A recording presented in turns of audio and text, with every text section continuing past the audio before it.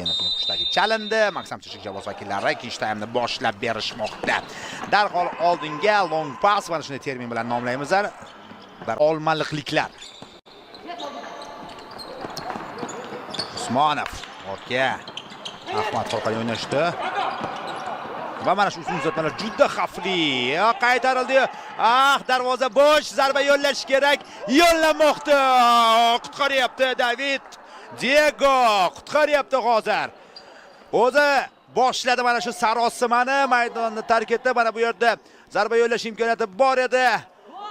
Oxirigacha bordi, mana bu yerda qo'li bilan chiqarib. Natsa Abdul Jabbar to'pni egalladi, uzoq o'ylab o'tirmadi, tez qolib oldinga yetkazib berildi. Bu yerda esa Diego David o'z joyini kerak. Mana shu vaziyatga chiqib borishyapti Maksam Chirchiq jamoasi vakillari. Xavfliroq o'ynashyapti, o'tkirroq o'ynashyapti ular. Ayni damda OKMK jamoasini qiyin, ammo ular ham uyg'onishi mumkin. Faxriddinov zarba. Leonardo yaqinida Faxriddinov birinchi uzatmasi o'tmadi, ikkinchi uzatmasi mo'ljalga bormadi. Xudoyorov top bilan sherga yetkazib bermoqda. Aniq uzatma kerak, o'zini o'yladi. Birozgina to'pni darvozaga joylab qo'ydi, lekin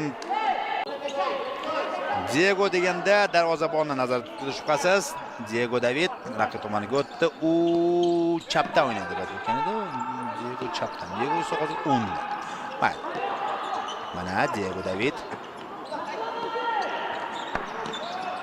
Yaxshi uzatma!